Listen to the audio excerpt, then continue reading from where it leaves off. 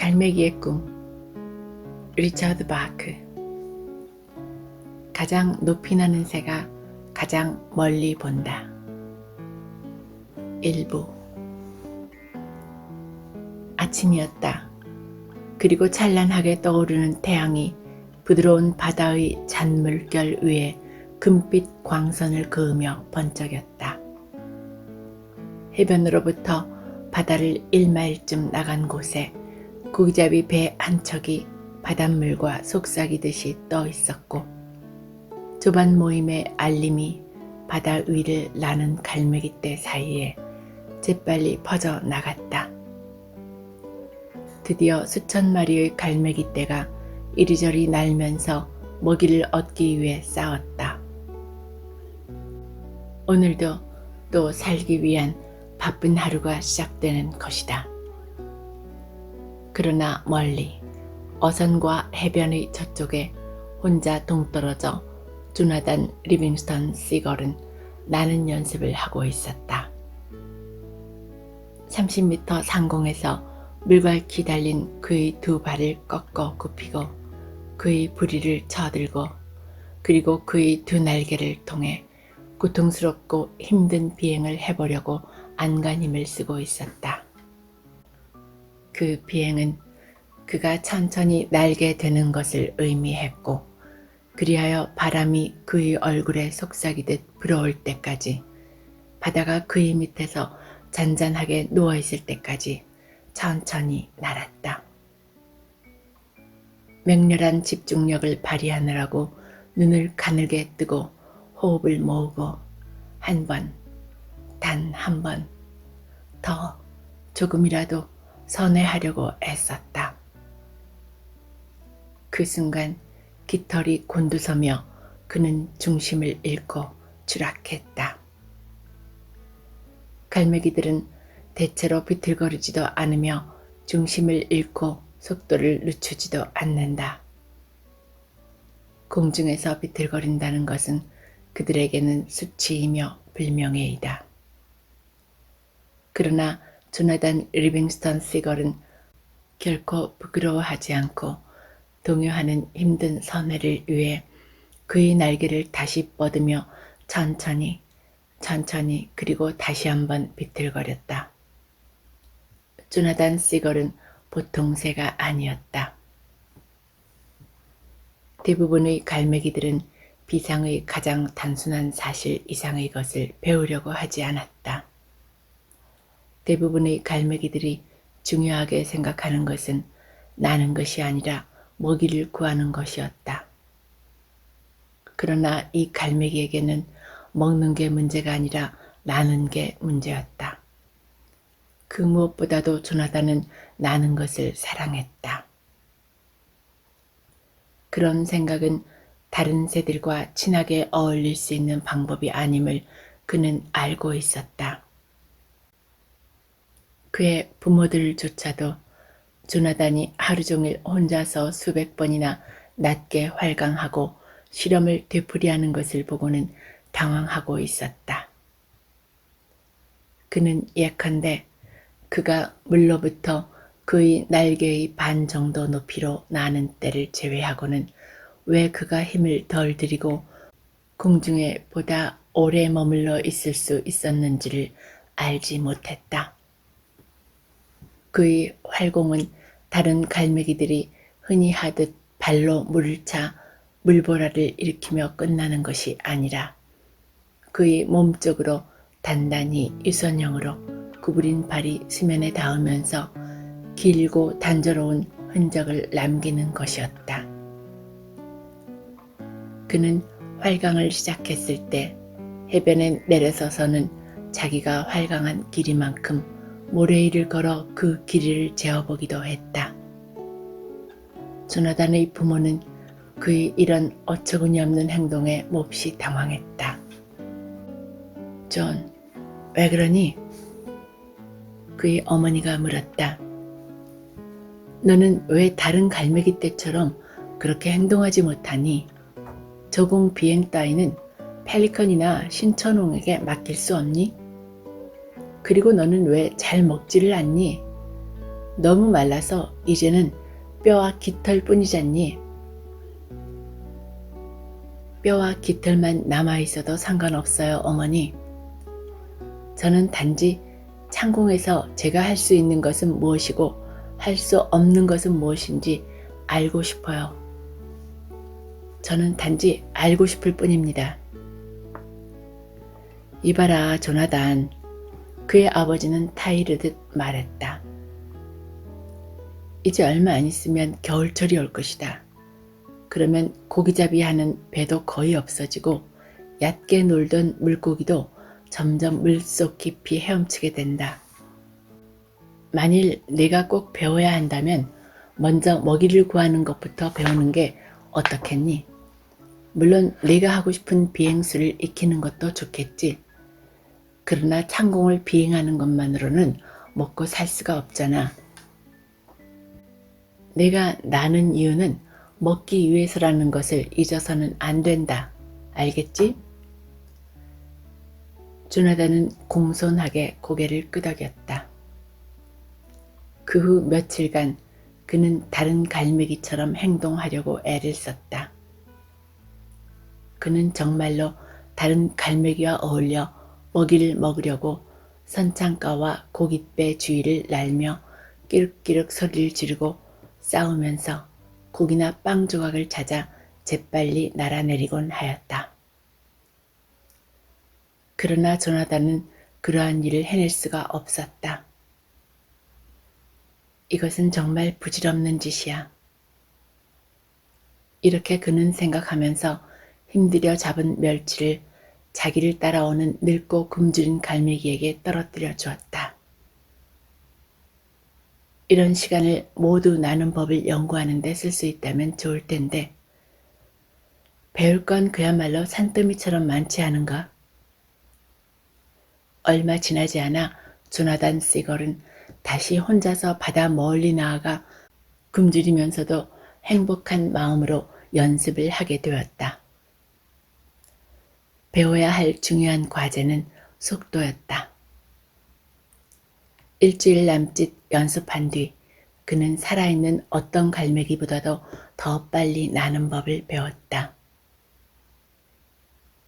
그는 300m 상공에서 있는 힘을 다해 격렬하게 날개를 치면서 파도를 향해 심하게 급강하였다.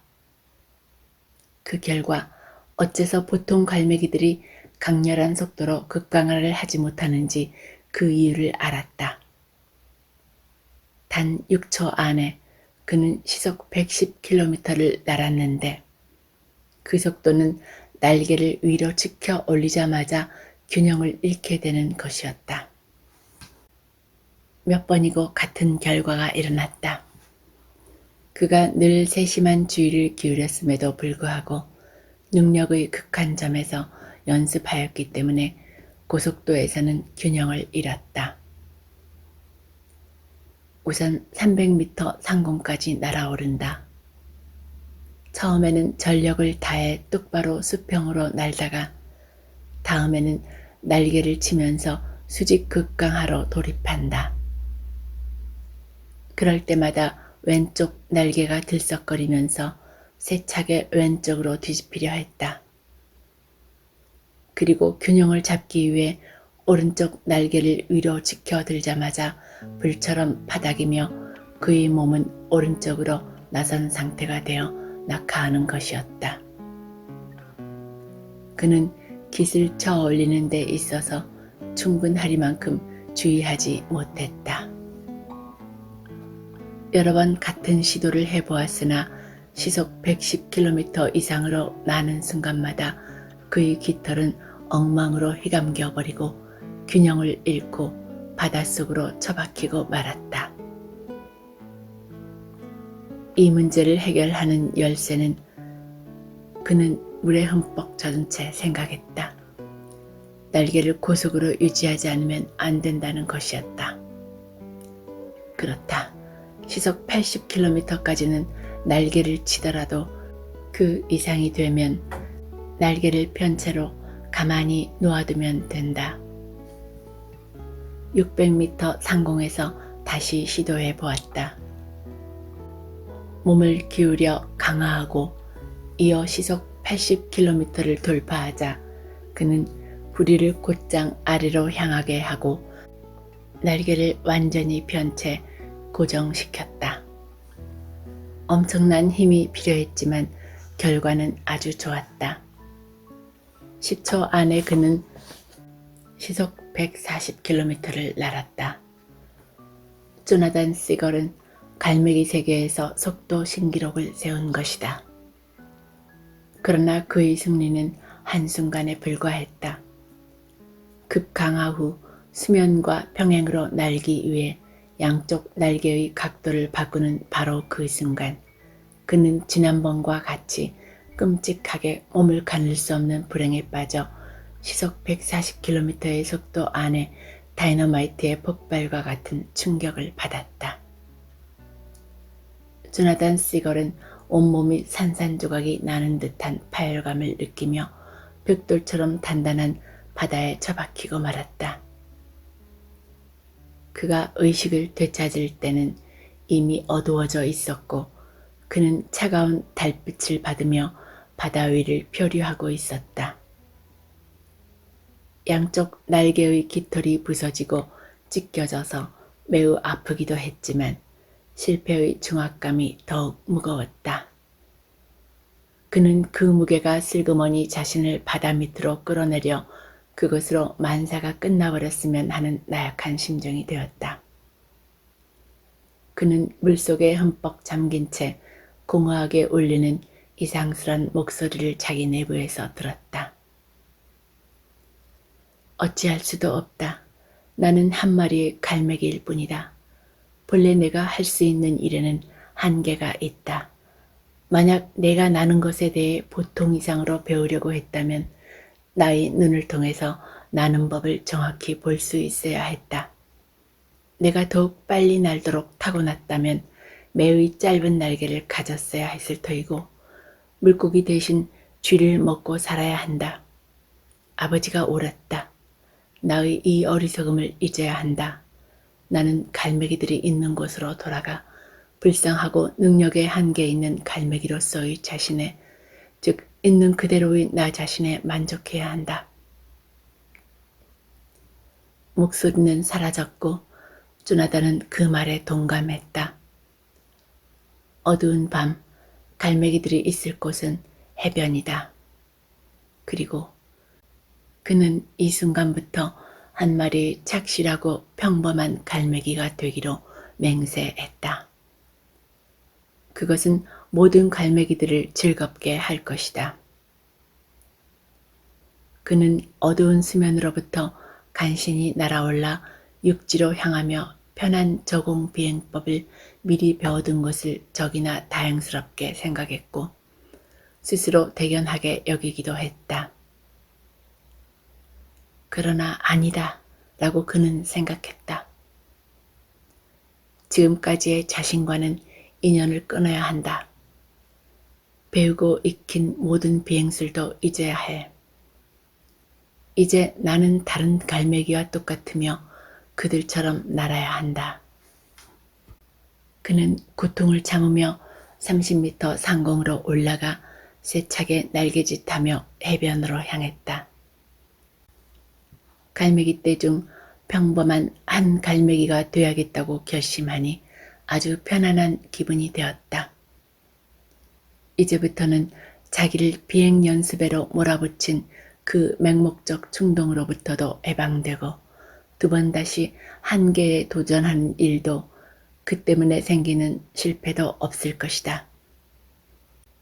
또한 생각을 중단하는 건 기분 좋은 일이었고 해변 너머 불빛을 향해 어둠 속으로 나는 일 역시 그만두게 되어 기분이 좋았다. 어둠.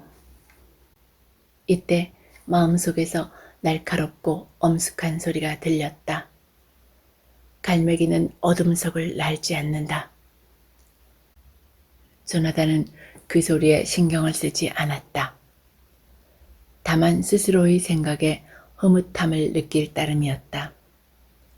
달빛과 해변의 불빛은 물 위에서 반짝이고 조그만 등대의 희미한 불빛은 어둠을 통해 빛나니 모든 것이 너무나 평화롭고 고요한데.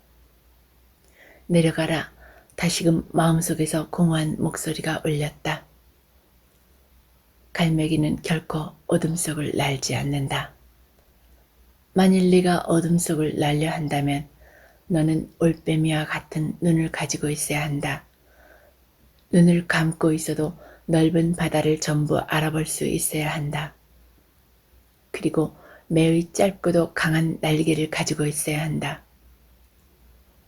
한밤중 30m의 상공에서 조나단 리빙스턴은 어떤 영감으로 인하여 눈을 빛냈다. 죽음 전까지의 고통과 결심은 순식간에 사라져버렸다. 짧은 날개, 매우 짧고 강한 날개. 바로 이것이 해답이다. 나는 얼마나 어리석었던가. 필요한 것은 아주 짧고 강한 날개다. 내가 취해야 할 행동은 날개의 대부분을 접고 오직 날개 끝으로만 나는 것이다. 짧은 날개. 조나단은 어두운 바다의 장공 700m까지 올라갔다. 그리고 실패나 죽음에 대해 생각할 겨를도 없이 그는 앞날개를 몸에 꽉 붙이고 단지 가느다란 후퇴익을 이룬 단검 같은 날개 끝만을 바람 속으로 펴고 벼랑간 수직으로 급강하였다. 바람이 미친 듯이 으르렁거리며 그의 머리에 부딪혀 왔다. 시속 110km, 140km, 190km. 속도는 더욱더 가속되어 갔다. 드디어 시속 220km에 달했다. 시속 220km에서 날개의 긴장은 시속 110km로 날 때보다 심하지 않았다.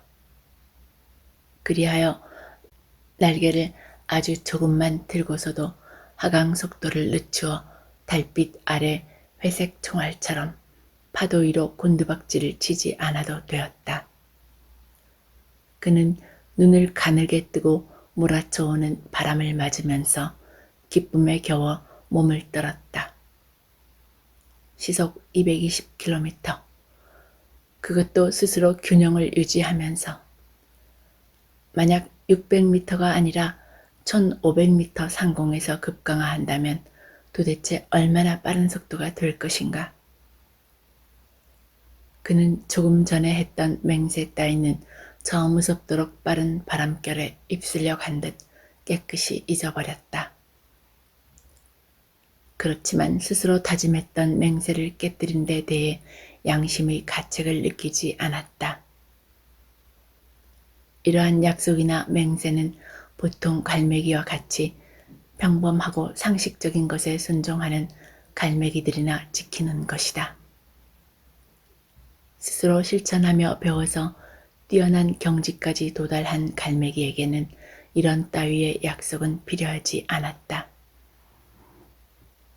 태양이 떠오를 무렵 조나단은 다시 비행 연습을 하고 있었다. 1500m의 상공에서 바다를 내려다보니 고깃배는 파란 수면 위를 떠다니는 작은 반점에 불과했고 아침 먹이를 찾아 날아든 갈매기들도 희미한 티끌에 지나지 않았다. 그는 그러한 티끌에서 빠져나올 수 있게 한 자신의 의지에 대해 만족했다. 그리고 자신에게 닥쳐오는 공포를 물리칠 수 있는 것에 대해 자부심을 느꼈다.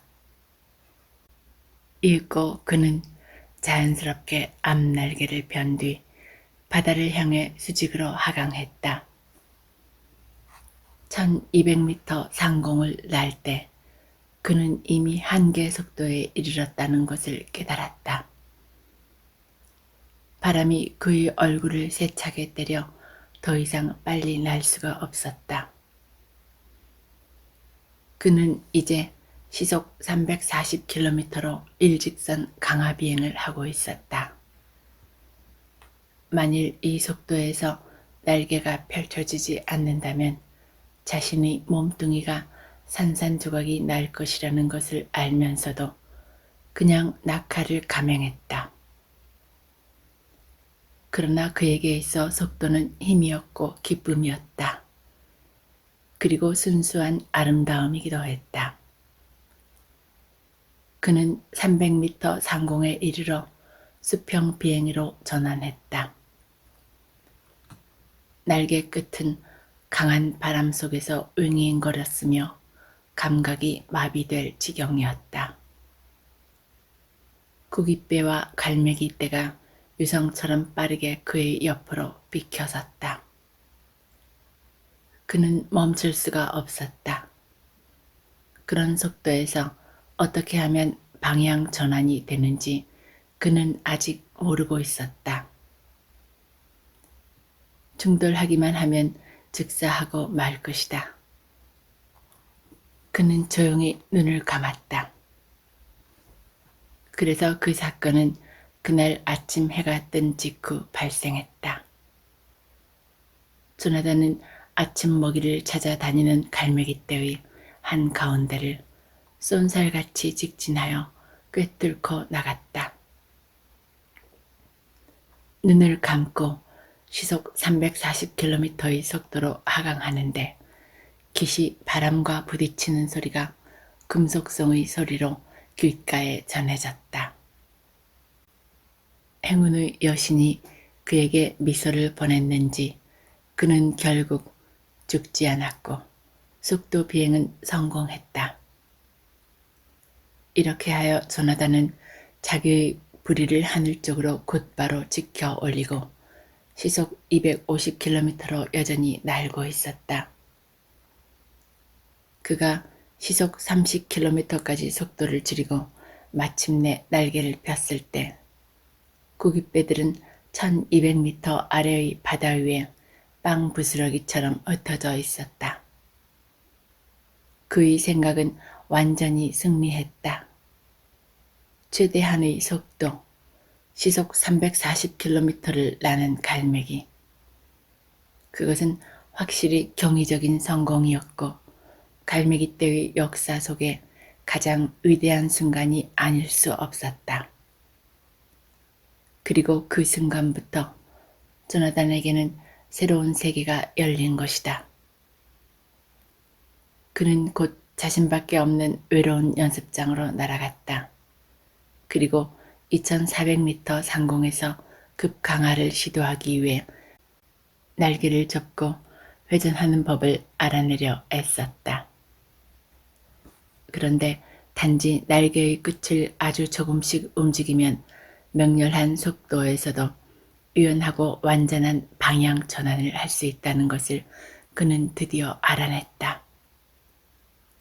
그러나 그러한 사실을 알아내기에 앞서 그 맹렬한 속도에서 날개를 더 이상 움직이면 총알같이 맴돌다가 결국 물 위로 추락한다는 것을 체험해야 했다. 그 결과 조나단 리빙스턴은 갈매기 역사상 최초로 고개 비행을 하게 되었던 것이다. 다른 갈매기들과 이야기하는 것도 있고 해가 저물어 어두워졌는데도 그는 계속해서 비행 연습을 했다. 그리하여 공중회전법, 저속 횡전, 바람개비 돌기, 맴돌며 강화하기 등 여러 가지 새로운 비행법을 체득했다.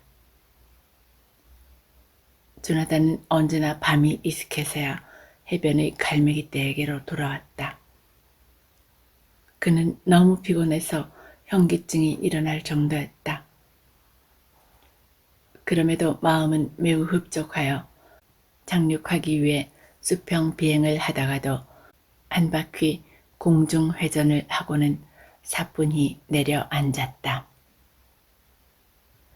다른 갈매기들이 이 한계 돌파에 관한 경이적인 사실을 듣게 되면 얼마나 기뻐할 것인가. 이제 우리들의 생활은 삶으로서의 풍부한 가치가 있다는 것이 입증되었으니 하찮은 먹이를 구하기 위해서 고기잡이 배와 해변 사이를 단조롭고도 변함없이 오고 가는 행위가 아닌 진정한 삶의 목적은 달리 있는 것이다. 우리는 이전의 무지로부터 벗어나 스스로를 향상시킬 수 있다.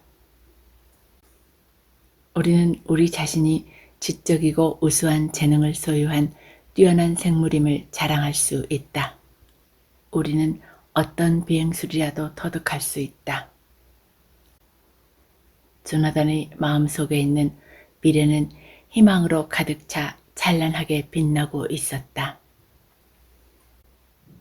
그가 해변에 도착했을 때 갈매기들은 회의를 하기 위해 모여 있었다. 그런데 조나단은 그들이 자신을 기다리며 오랫동안 그렇게 모여 있었던 것이 틀림없다는 것을 느낄 수 있었다. 조나단 리빙스턴 나오시오.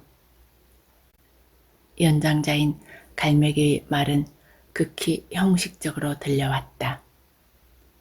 그런데 중앙으로 나와 서라는 것은 지독한 수치나 혹은 커다란 명예를 수여할 때 있는 일이었다. 명예를 수여하기 위해서 가운데로 나오라는 것은 갈매기의 최고 지도자를 임명할 때의 관례인 것이다. 그는 생각해 보았다. 물론 오늘 아침 먹이를 찾으러 나갔을 때 그들은 나의 한계 돌파를 목격했겠지.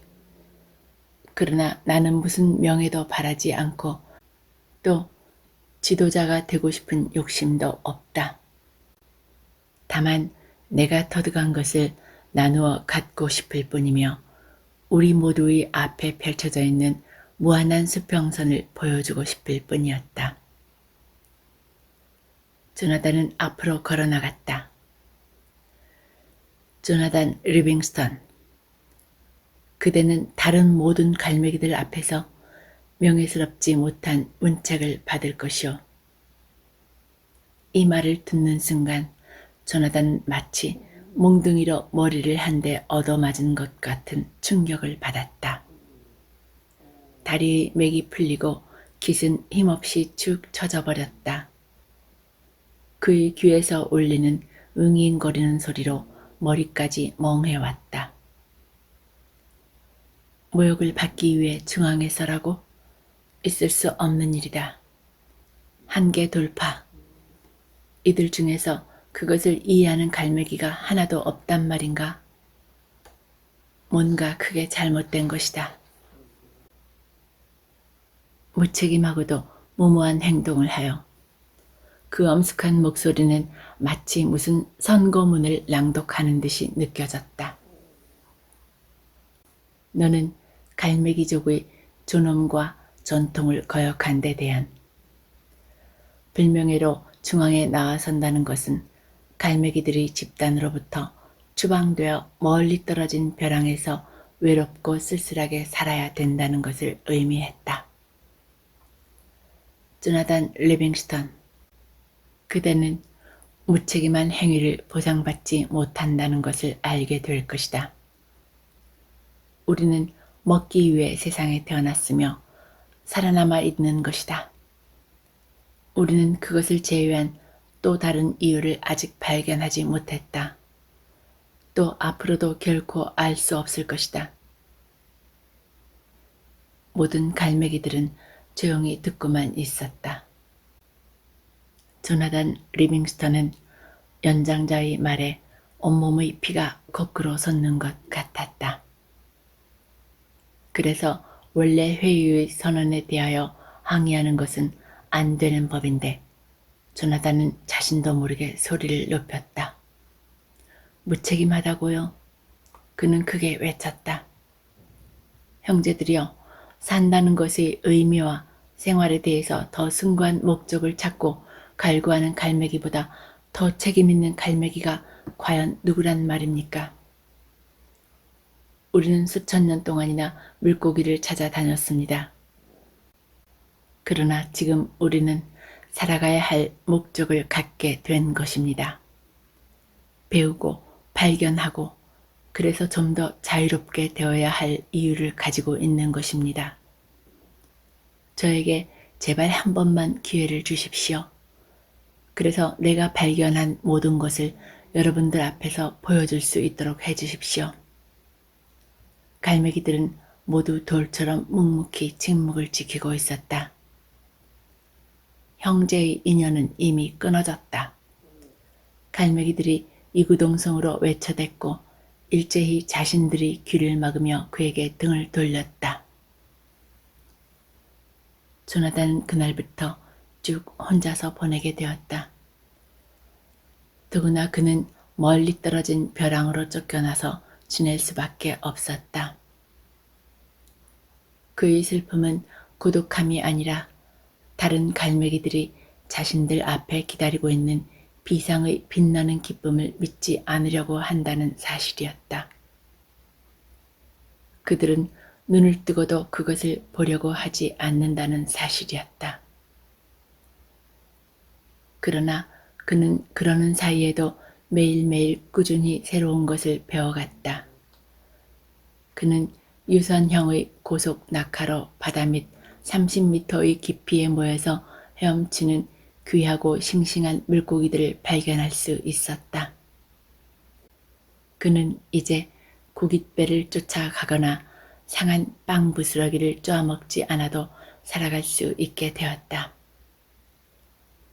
공중에서 잠자는 법을 알았고 밤에 앞바다로 향하는 바람을 가로질러 방향을 조정하는 것을 배웠으며 해가 뜰 때부터 해질녘까지 160km의 거리를 날았다.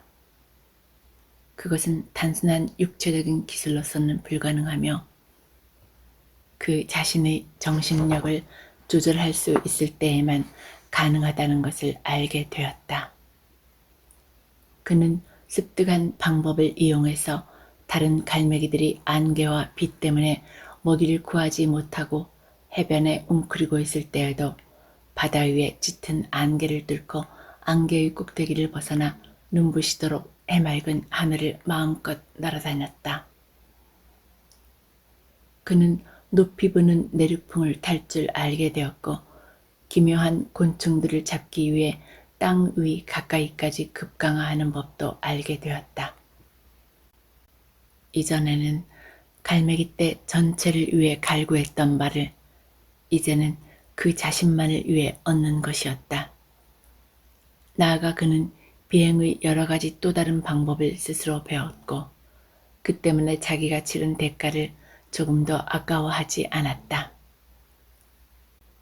조나단은 이미 곤태와 공포와 분노가 갈매기의 삶을 그토록 짧게 만드는 원인이라는 사실을 깨닫게 되었다. 그래서 그 세 가지의 것을 마음으로 극복하여 참으로 길고 훌륭한 삶을 살아갔다. 세월은 빠르게 지나갔다.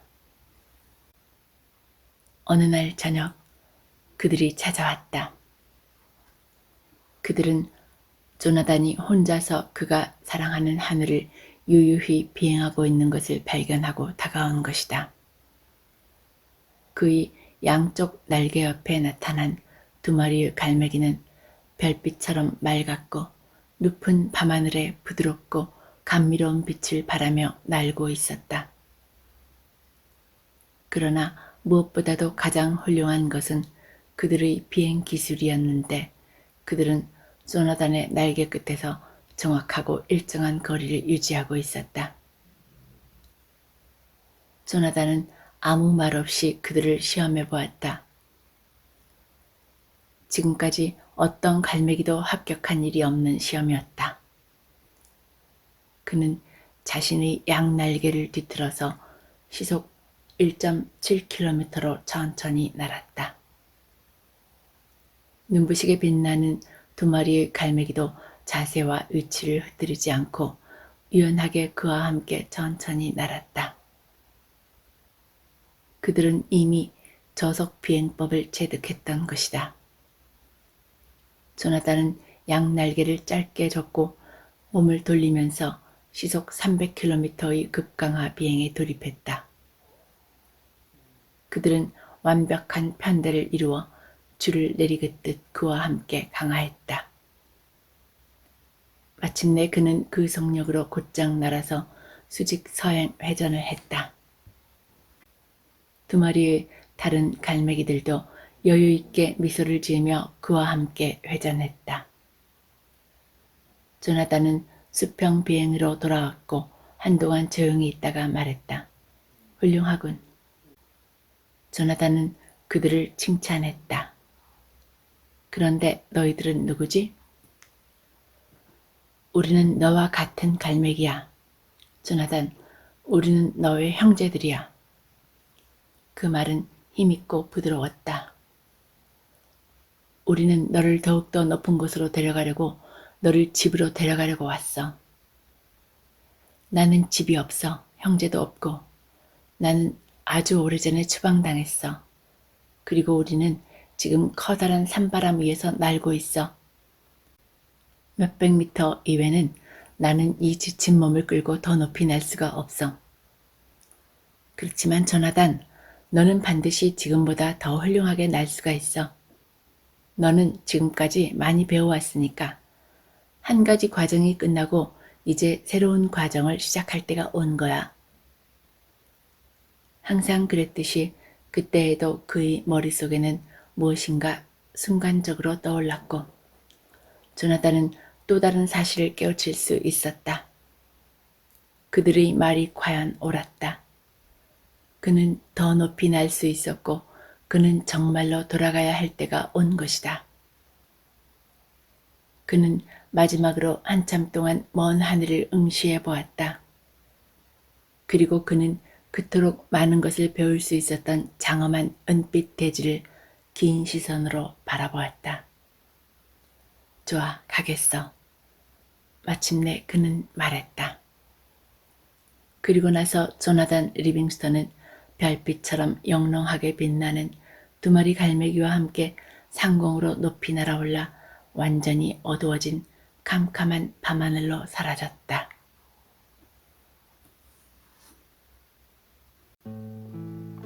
(2부)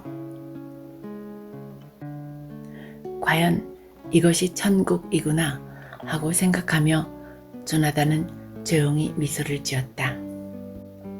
이제 막 날아올라 하늘 속으로 들어가려는 순간 하늘을 평가한다는 것은 그다지 좋은 태도는 아닐 거라는 생각이 들었기 때문이다.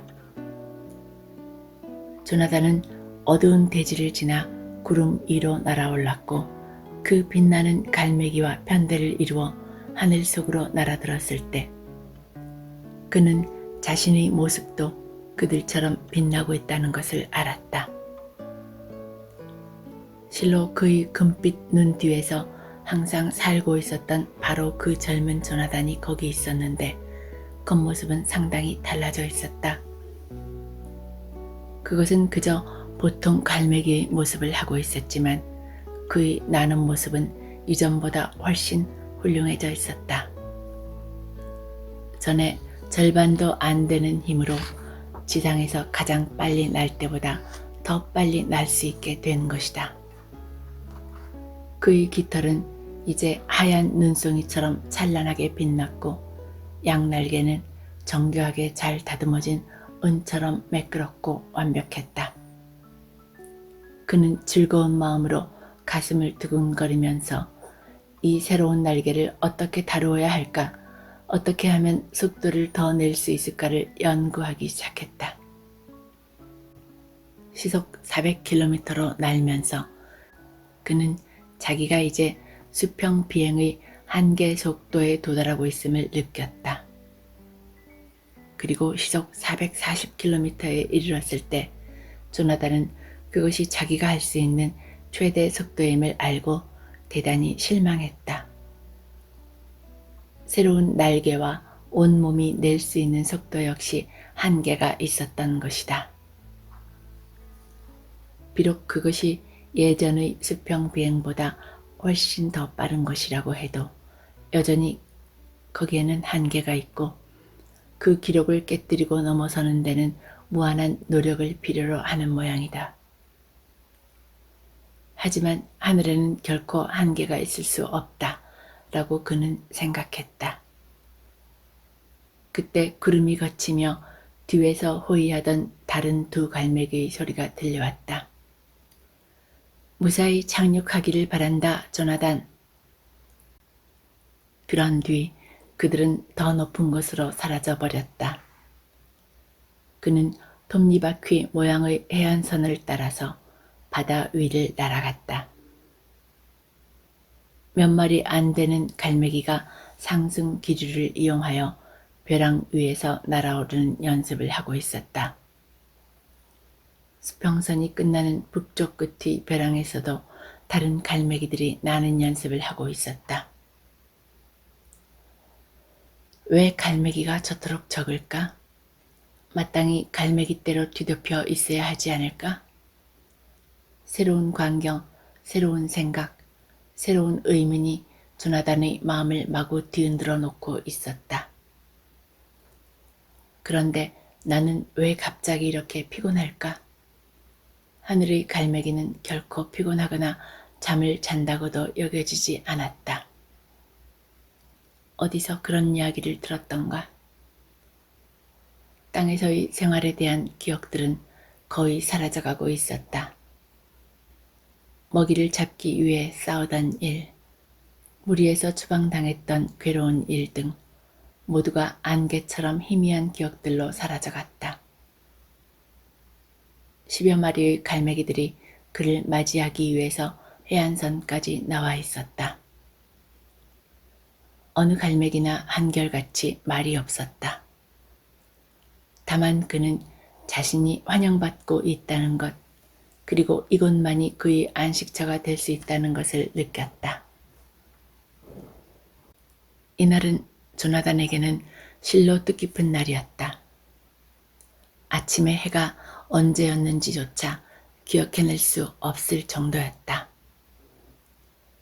그는 해변에 착륙하기 위해 몸을 돌렸고 상공에서 속력을 늦춰 멈추기 위해 날개를 약간 바닥거린 뒤 가볍게 모래 위로 내려앉았다. 다른 갈매기들도 이어서 착륙했지만 단 한 마리도 그만큼 날개를 바닥거린 갈매기는 없었다. 그들은 매끈하고 탄탄한 은빛 날개를 쭉 펴 바람에 흘러가듯 날다가 선회하곤 하였다. 그러다가 그들은 기스의 각도를 순식간에 변화시켜서 발이 땅 위에 닿는 것과 동시에 완전하게 정지할 수 있었다. 정말로 아름다운 비행 조종이었지만 조나단은 지금 그렇게 해보이기에는 너무나 피곤해 있었다. 그는 해변에 선 채로 아무 말도 없이 있다가 잠이 들었다. 그 후 조나단은 이곳에는 이제까지 그가 알고 있었던 것을 제외하고도 아직 배워야 할 비행기술이 많이 있다는 것을 알았다. 그러나 지금까지 것과는 분명히 다른 점이 있었다. 여기 있는 갈매기들은 조나단과 똑같은 생각을 가진 갈매기들이었다. 그들 각자의 생활에 있어서 가장 중요한 것은 그들이 단 한 번만이라도 새로운 목표를 성취하는 것이고 그것은 또한 가장 최선의 노력으로 완벽한 성공을 이루는 것이었다. 그리고 그들이 가장 하고 싶어 하는 것은 하늘을 나는 일이었다. 그들 모두는 아주 훌륭한 갈매기들이었으며 매일같이 비행 연습을 하여 진전된 비행수를 시험하며 시간을 보냈다. 조나단은 오랫동안 자신이 떠나온 세계의 일에 대해서 점점 잊어가고 있었다. 그곳에 모여 사는 갈매기들은 나는 것에 대한 즐거움은 알지도 못하며 알려고도 하지 않는 갈매기들의 집단이며 오로지 먹이를 찾거나 찾기 위해 싸우는 수단으로서 자신들이 날개를 사용하는 그런 세계였다. 그러나 조나단은 때때로 아주 잠깐씩 그곳을 기억해내곤 했다. 어느 날 아침, 날개를 접은 채 급회전하는 연습을 끝내고 그의 스승 셜리반과 함께 해변에서 쉬고 있는 동안 조나단은 옛날 자기가 떠나온 곳을 생각해냈다. 모두들 어디에 있지요, 셜리반? 그는 소리를 내지 않은 채 물었다. 그는 다른 갈매기들과 함께 지내는 동안 벌써 마음으로 주고받는 대화법에 익숙해져 있었다.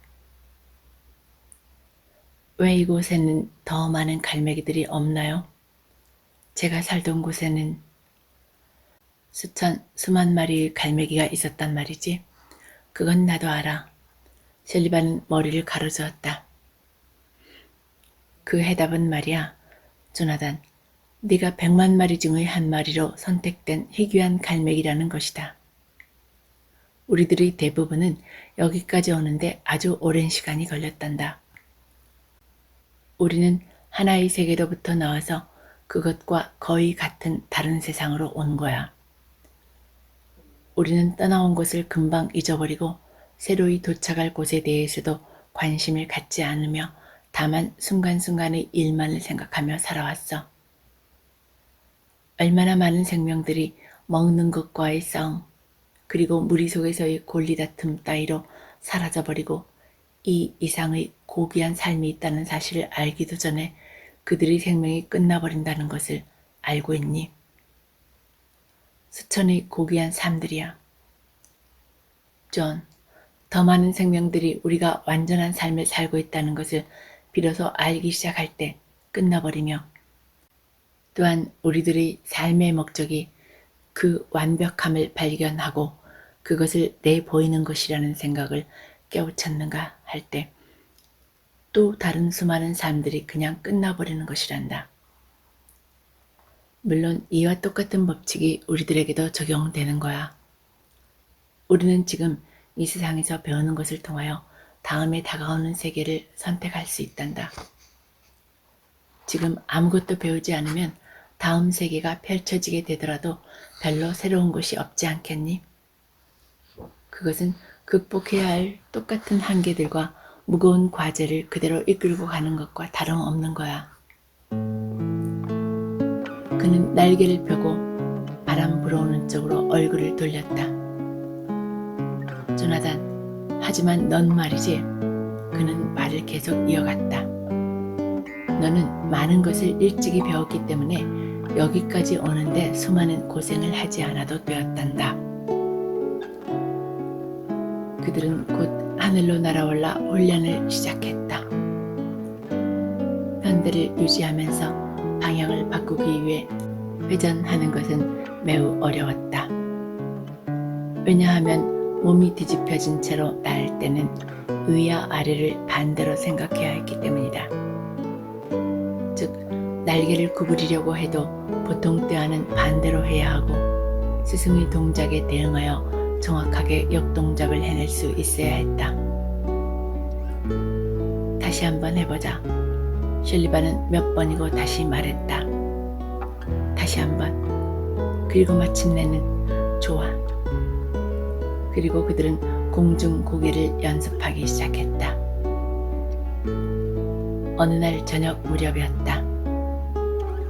야간 비행 훈련이 없는 갈매기들은 모래밭에 모여 앉아 생각에 잠겨 있었다. 조나단은 용기를 내어 원로 갈매기에게로 다가갔다. 소문에 의하면 그는 곧 이곳을 떠나 한층 더 위의 세계로 옮겨가게 된다는 지향이라는 이름의 갈매기이다. 조나단은 약간 머뭇거리면서 말했다. 원로 갈매기는 인자한 얼굴로 바라보았다. 왜 그러지? 이 원로 갈매기는 나이를 더함에 따라서 늙기는커녕 도리어 능력이 점점 강화되어 지금은 대단한 능력을 가지고 있다. 그는 어떤 다른 갈매기보다도 빠르게 멀리 날 수 있었고 다른 갈매기들이 막 배우기 시작한 기술들을 이미 터득하고 있었다. 지향, 여기는 결코 하늘이 아니죠, 그렇죠? 원로 갈매기는 달빛 속에서 미소를 지으며 말했다. 조나단, 너도 이제는 그걸 깨달았구나. 그는 말했다. 도대체 이 생활 다음에는 우리에게 무슨 일이 일어나는 거죠? 그리고 우리는 어디로 가고 있나요? 애당초 하늘이라는 것은 없는 것인가요? 그렇단다, 조나단. 그런 곳은 없단다. 하늘은 장소나 시간이 아니고 충만함으로 가득 찬 완벽한 경지를 가리키는 거란다. 그는 잠시 침묵을 지켰다.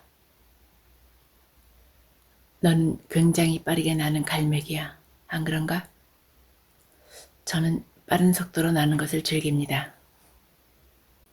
조나단이 대답했다.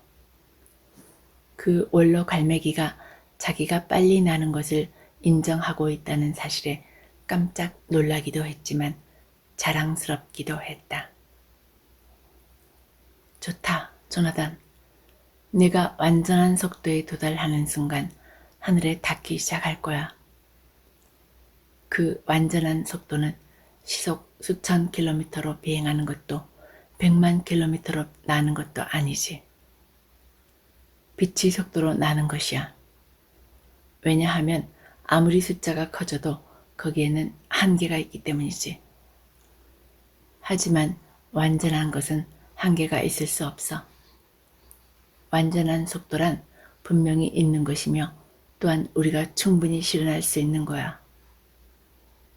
베란간 그 원로 갈매기의 모습이 사라지더니 돌연 15m쯤 떨어진 저쪽 바닷가의 모습을 드러냈다. 그리고 또 다시 순간적으로 사라졌다가 눈 깜짝할 사이에 다시 조나단 곁에 와 있었다. 어때? 재밌지 않니? 원로 갈매기가 말했다. 조나단은 눈부시게 현혹되었다. 그는 하늘에 대해 질문하는 것조차 잊어버렸다. 대체 어떻게 하면 그렇게 될 수 있나요? 그럴 때의 기분은 어떤가요? 그 방식으로 얼마나 멀리 날 수 있어요? 어디든지 언제든지 가고 싶은 곳을 갈 수가 있지. 원로 갈매기가 말했다. 나는 가고 싶은 곳이면 어디든 언제라도 갔었지. 그리고 나서 그는 바다 저쪽을 바라보았다. 묘한 일이야.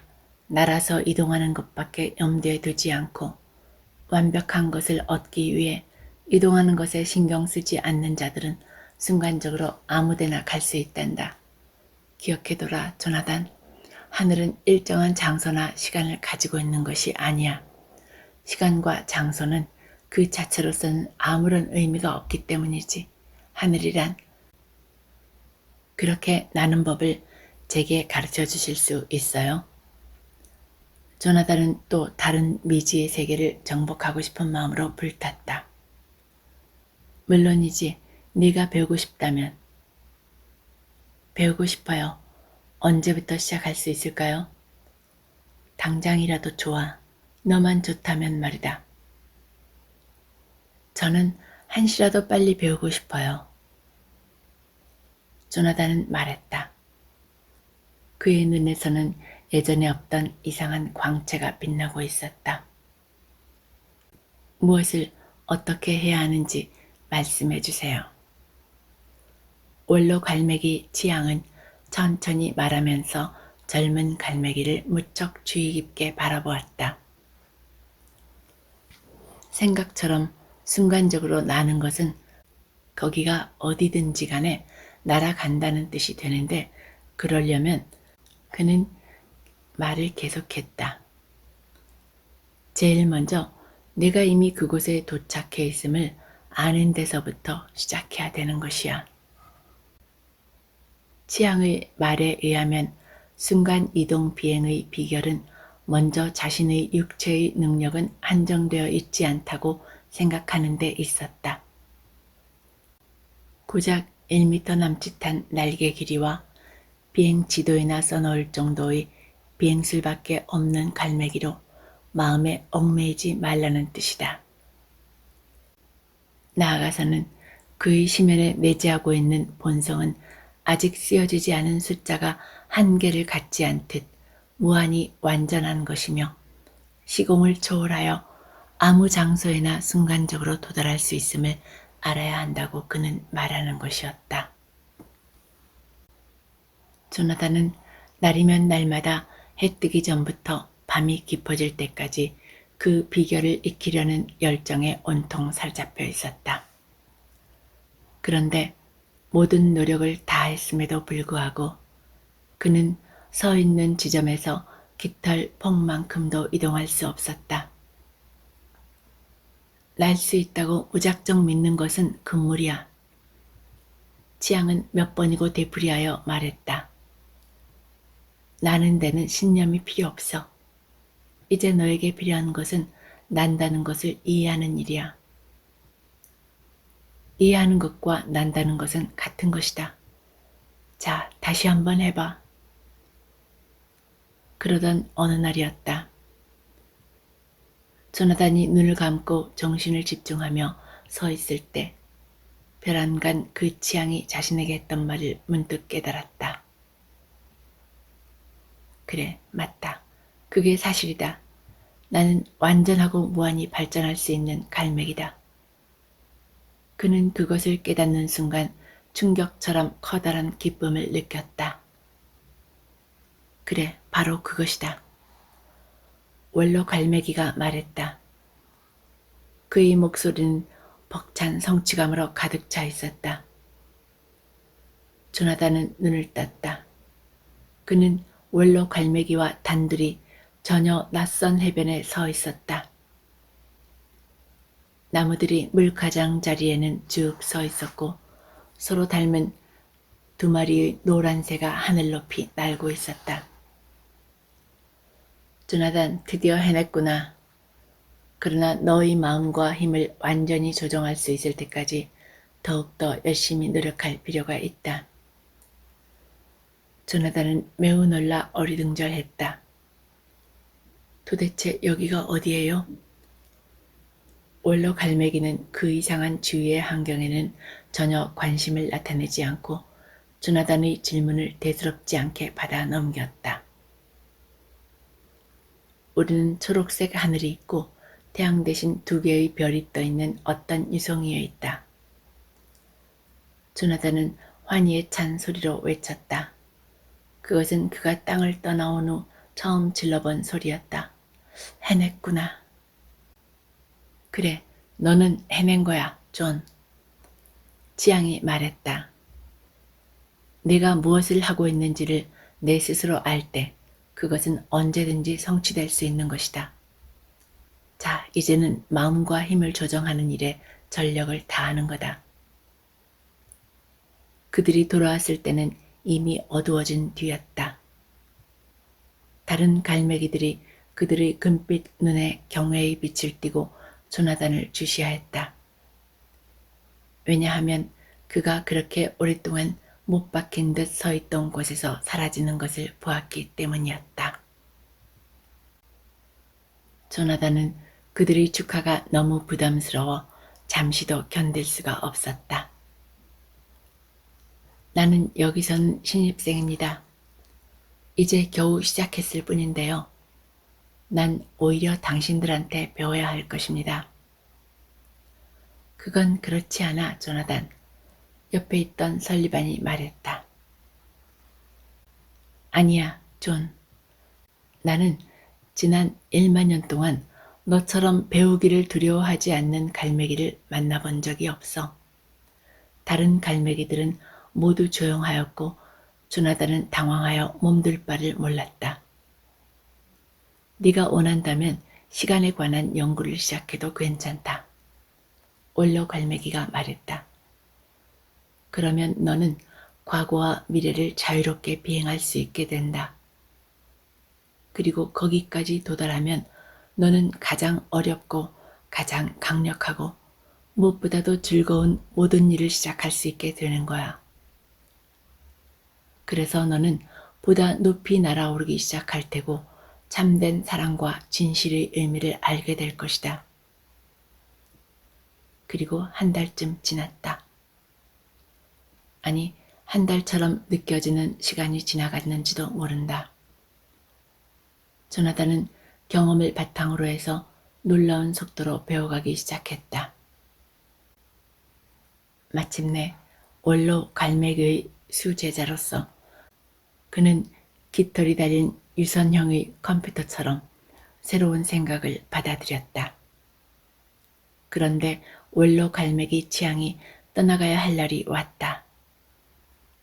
그는 모두에게 우리의 모든 삶 속에 숨겨져서 보이지 않는 완벽한 자신들의 능력과 원리를 더욱 이해하기 위해 연습과 공부 그리고 노력의 의지를 중단하지 말 것을 신신당부했다. 이야기가 계속 진행됨에 따라서 그의 깃털은 눈부시게 빛나고 더욱더 빛나 마침내는 너무 눈이 부셔서 아무도 그를 볼 수 없게 되었다. 조나단, 끊임없이 남에게 사랑을 베풀어라. 이것이 원로 갈매기 치앙이 남긴 마지막 말이었다. 그들이 다시 볼 수 있게 되었을 때 치앙은 이미 사라지고 없었다. 세월이 흘러가면서 조나단은 자기가 떠나온 곳을 자꾸 그리워하고 있음을 알았다.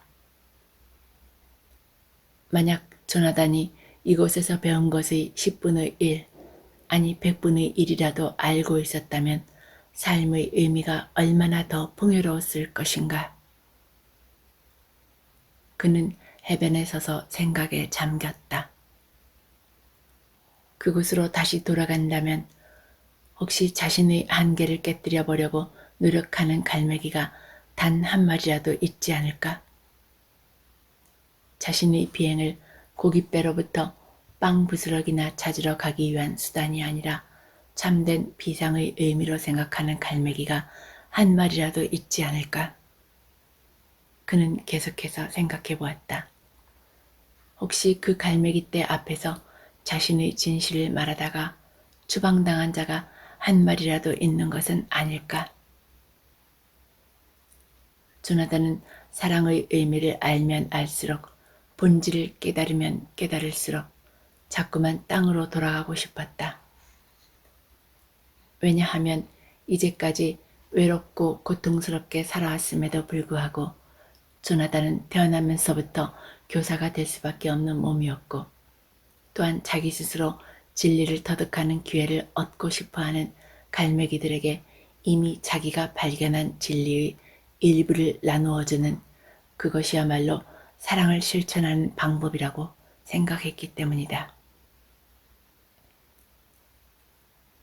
이제는 생각처럼 빠른 사고 속도로 나는 데에도 익숙해져 있었는데 다른 친구들이 배우는 것을 도와주고 있는 셜리반이 조나단의 그런 생각을 걱정하며 말했다.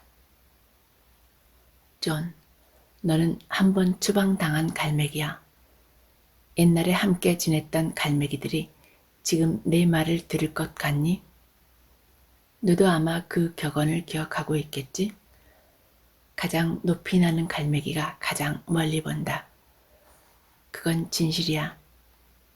네가 두고 온 갈매기들은 땅 위에서 서로 불평하며 싸우고 있어. 그들은 하늘로부터 수천 킬로미터나 떨어져 있어. 그런데 너는 그들을 그냥 그곳에 세워둔 채 하늘을 보여주고 싶단 말이야. 조나단, 그들은 자신들이 날개 끝조차 보지 못해.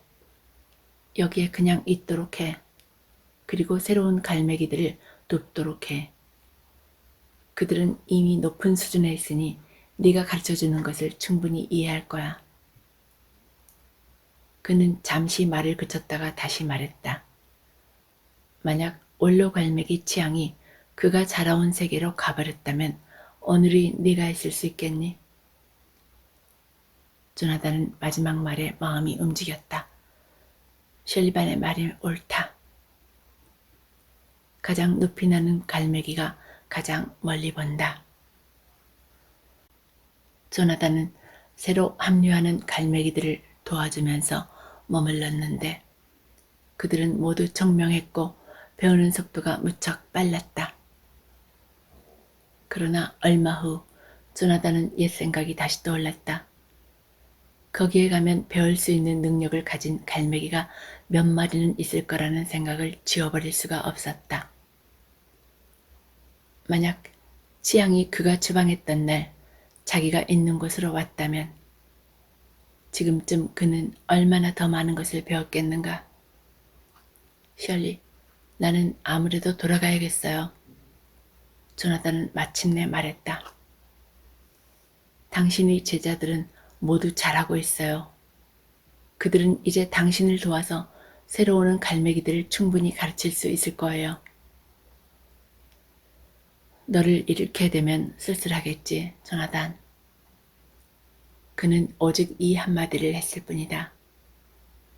그게 무슨 소리예요, 셜리? 조나단이 책망하듯 말했다. 바보 같은 소리 말아요. 우리가 이렇게 하루도 빠짐없이 연습에 열중하는 이유가 뭐죠? 우리들의 의정이 시간이나 공간 같은 것에 의해 성립될 수밖에 없는 것이라면 마침내 우리가 공간을 정복했을 때 우리는 스스로의 형제 관계를 깨뜨려버리는 어리석음을 저지르지 않을까요? 하지만 공간을 일단 정복하게 되면 우리는 항상 이곳에 함께 있는 셈이 되는 거죠. 또한 시간을 정복하면 우리는 항상 지금과 같이 함께 하는 것이죠. 그리고 우리는 이곳과 지금의 사이에서 피차 한두 번은 볼 수 있을 거예요. 당신도 그렇게 생각하지 않나요? 셜리반은 자기도 모르게 소리내어 웃었다. 너는 놀라운 새로구나. 그는 부드럽게 말을 이었다. 땅 위에 있는 누군가에게 수천 킬로미터 밖을 볼 수 있는 방법을 가르쳐 줄 수 있는 자가 있다면 그건 바로 조나단 리빙스턴일 거야. 그는 한동안 모래 위를 뚫어지게 바라보았다. 잘 가, 존. 너는 나의 영원한 친구야. 잘 있어요, 셜리. 우린 또다시 만날 수 있을 거예요. 이렇게 말하면서 조나단은 마음속으로 과거에 두고 왔던 그리고 그 이후 살아오면서 자주 떠올렸던 해변의 굉장한 갈매기 떼를 그려보았다. 또한 자신이 뼈와 깃털로만 된 덩어리가 아니라 무엇에도 전혀 간섭받지 않는 자유와 비상의 완전한 정신체라는 것을 쉽게 확인할 수 있었다. 플래처 린드는 무척 어렸지만 그는 이미 갈매기 떼의 사회에서 어떤 갈매기보다도 매우 가혹하고 불공정한 대우를 받는 새는 없다고 생각했다. 그들이 뭐라고 하든 난 상관없어. 그는 매우 흥분된 상태에서 생각했다. 그리고 먼 벼랑을 향해 날아갈 때 그의 시야는 눈물로 흐려졌다. 이곳에서 저곳으로 돌며 바닥이는 것만이 나는 것의 전부는 아니다. 한 마리의 작고 하찮은 모기도 그 정도는 충분히 할 수 있다. 그저 장난삼아 우두머리 주의를 선에 비행했다고 당장 추방시키다니. 그들은 눈이 멀었나 아무것도 모르고 있어. 우리가 진정으로 나는 법을 배운 뒤에 올 영광을 그들은 생각하지 못하고 있어. 그들이 어떻게 생각하든 나는 상관하지 않겠어. 다만 그들에게 나는 것에 대한 진정한 의미를 보여주고 말 테야. 나는 순수한 무법자가 되겠어. 그리고 그들이 아주 미안해하면서 깨우치도록 하겠어. 그때 어떤 소리가 그의 머릿속을 스치고 들려왔다. 그것은 아주 부드럽고 은은하게 들렸지만 실상 그가 그 소리의 내용을 알아차린 순간 그는 공중에서 멈칫할 정도로 놀라고 말았다. 그들이 너무 가혹하다 생각하지 말아라, 플래처. 그들은 너를 추방하면서 스스로 마음의 상처를 입었을 것이며 언젠가는 그것을 스스로 깨닫게 될 것이다. 그들을 너그럽게 용서하고 이해하도록 도와주거라. 그의 오른쪽 날개 끝에서 2cm 가량 떨어진 곳에서 세상에서 가장 찬란히 빛나는 흰 갈매기가 날고 있었다. 그는 거의 플래처의 최고 속도에 가까운 속력으로 날았는데 깃털 하나 움직이지 않고 미끄러지듯 익숙하게 날고 있었다. 이 어린 갈매기는 순간적으로 혼돈에 빠졌다. 이게 어찌된 영문이야? 혹시 내가 어떻게 된 거 아니야? 도대체 이게 뭐지? 낮고 조용한 목소리가 그의 마음속에 파고들어와 대답을 재촉했다. 플래처, 너는 정말 날고 싶니? 네, 날고 싶습니다. 플래처 린드, 네가 그토록 날고 싶다면 너는 내가 속해 있었던 갈매기 떼를 용서하고 많은 것을 배워서 언제든 그들에게 돌아가 그들이 지금의 너와 같이 날 수 있도록 도와주어야 한다. 그렇게 할 수 있겠니? 플래처는 아주 거만하고 화를 잘 내지만 이 위대한 비행술의 명수에게 거짓말을 할 수는 없었다. 할 수 있습니다. 그는 공손하게 대답했다. 그렇다면 플래처야. 그 빛나는 갈매기는 그에게 아주 인자한 목소리로 말했다. 우선 수평 비행부터 시작하자.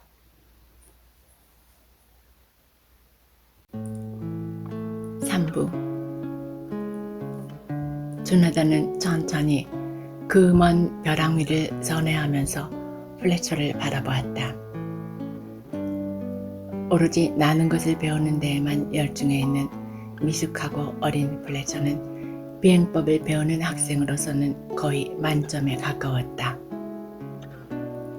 그는 비행 연습을 하고 있는 동안 힘있고 경쾌하며 또 아주 기민한 태도를 보였지만 무엇보다도 훌륭한 것은 그가 나는 것을 배우려는 열렬한 의욕을 갖고 있다는 것이었다. 지금 이 순간 그는 서서히 접근해 왔다. 그는 흐릿한 회색의 몸체를 하강하면서 힘찬 몸짓을 해보였다. 그리고 시속 240km로 그의 스승인 조나단의 곁을 쏜살같이 지나갔다. 그런 후 그는 돌연 또 다른 연습 태세로 돌입하여 17개의 방위점에서 수직 회전을 하며 각각의 방위점을 큰소리로 외쳤다. 8, 9, 10. 저 좀 보세요. 조나단, 점점 속도가 줄어들고 있어요. 11. 그리고 나도 당신처럼 멋지고 깨끗하게 정지하고 싶어요. 12. 그런데 돌풍 때문에 그렇게 할 수가 없어요. 13. 이제 겨우 마지막 3회밖에 남지 않았는데 무사히 할 수 있었으면. 14.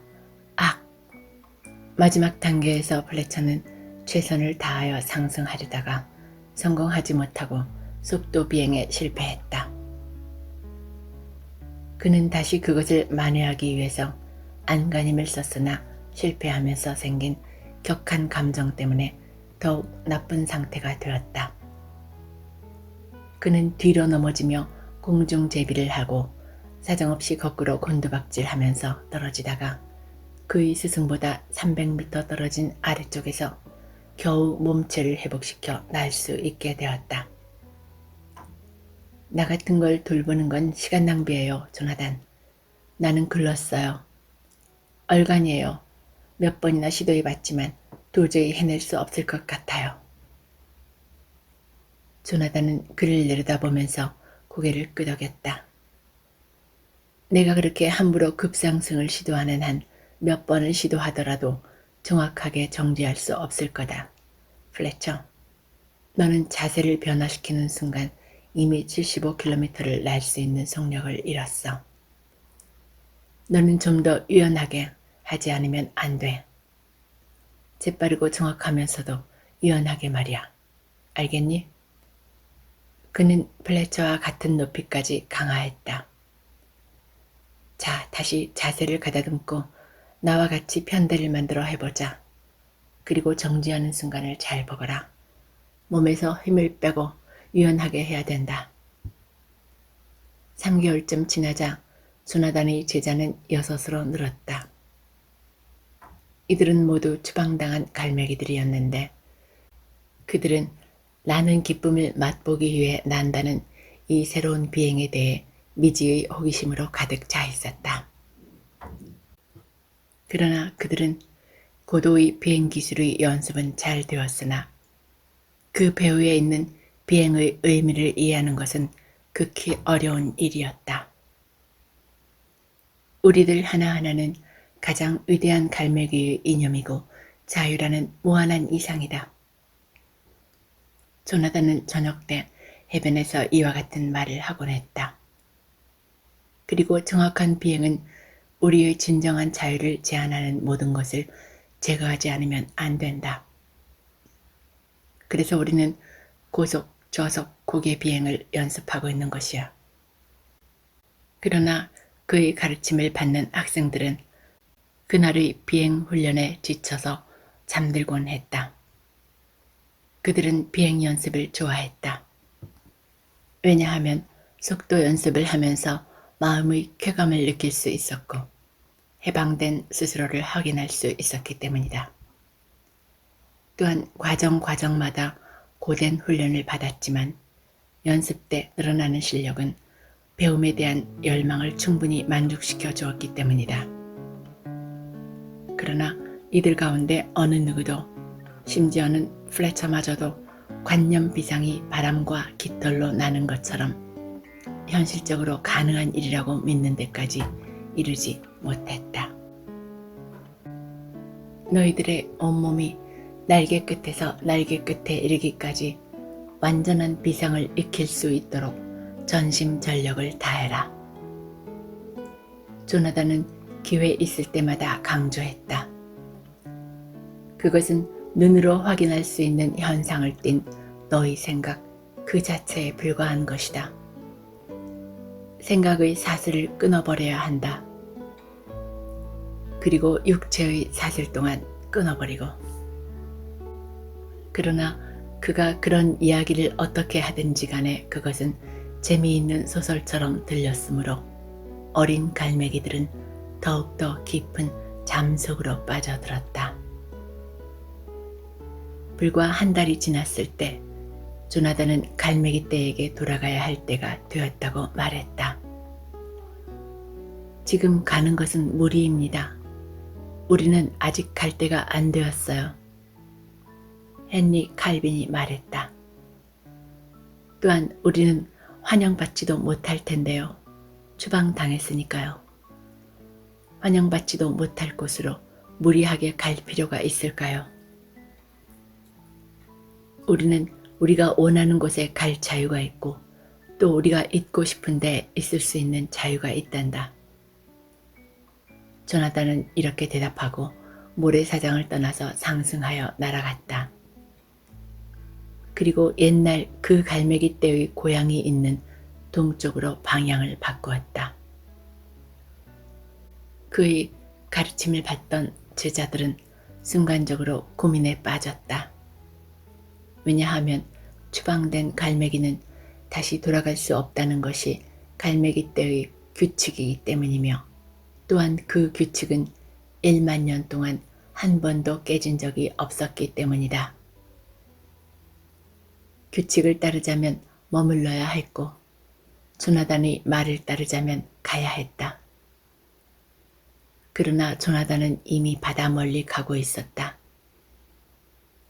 만약 더 이상 출발하지 않고 지체하고 있으면 조나단 혼자서 저 위에 찬 갈매기 떼에게로 돌아가는 셈이 되는 것이다. 하기야 우리가 이미 갈매기 떼의 일원이 아니라면 그 규칙을 따라야 할 필요는 없잖아. 플래처가 머뭇거리며 말했다. 게다가 만약 그곳에서 한바탕 싸움이라도 난다면 여기서보다는 거기 있어야 더 많은 도움이 될 거고.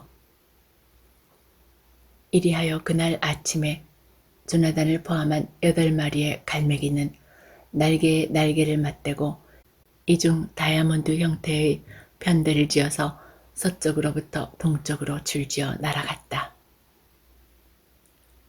그들은 시속 270km의 속도로 갈매기들의 회의 장소인 해안을 통과했다. 조나단이 앞장을 섰고 그 오른쪽으로 플래처가 유연하게 날고 있었으며 왼쪽에는 헨리 칼빈이 의기양양한 모습으로 날고 있었다. 이윽고 편대 전체가 한 마리의 커다란 새처럼 천천히 오른쪽으로 돌았고 수평 비행을 하다가 회전하면서 배면 비행을 하다가 다시 수평 비행을 했는데 바람이 같은 방향으로 불어 그들의 비행을 더욱 경쾌하게 해주었다. 그들의 편대는 마치 거대한 칼날처럼 갈매기떼의 일상적인 꺽꺽하는 소리들을 단칼에 베어버렸다. 8,000마리의 갈매기들은 단 한 번도 깜빡거리지 않고 그들을 바라보았다. 8마리의 갈매기들은 한 마리씩 상승하여 완벽한 제주넘기 비행을 했다. 그리고 초고속 수직 착륙으로 모래 위에 사뿐히 내려앉았다. 그리고 나서 조나단은 이러한 일은 지극히 일상적인 것으로서 특별한 일이 아니라는 듯이 그 비행에 관한 강평을 시작했다. 무엇보다도 먼저 조나단은 쓴웃음을 지으며 말했다. 너희들은 모두 처음 합류하는데 조금 늦었다. 이것은 갈매기 떼를 번개처럼 뚫었다. 그들은 추방당한 갈매기가 아닌가? 그런데 그들이 들어왔단 말이지. 이럴 수가 있을까? 이것은 있을 수 없는 일이다. 싸움이 일어날지도 모른다는 플래처의 예상은 갈매기 떼의 웅성거림 속으로 사라져버렸다. 그래, 저들은 분명히 추방당했던 갈매기들이야. 무리 중의 젊은 갈매기가 말했다. 그런데 이봐, 저들은 도대체 어디서 저렇게 나는 것을 배웠을까? 그리고 1시간쯤 지나자 연장자 갈매기의 말이 갈매기 떼에게로 전해졌다. 그들을 아는 체 하지 말라. 추방되었던 갈매기들에게 말을 거는 갈매기는 누구를 막론하고 즉시 추방당할 것이다. 추방되었던 갈매기에게 관심을 두는 자는 우리 갈매기족의 규칙을 어기는 것이다. 이런 말이 전해지자 회색 깃털을 가진 갈매기들은 조나단에게서 등을 돌리고 멀리하기 시작했다. 그리고 조나단은 그러한 일에 별로 신경을 쓰는 것 같지는 않았다. 그는 갈매기들이 회의를 열곤 하는 해안 위에서 연습 비행을 시작했는데 조나단은 처음으로 그의 생도들에게 능력을 다하라고 촉구하기 시작했다. 마틴, 그는 하늘을 가로질러 소리쳤다. 너는 네가 저속 비행을 완전히 할 수 있다고 말했다. 지금 이 자리에서 그것을 증명해 보이기 전에는 익혔다고 할 수 없다.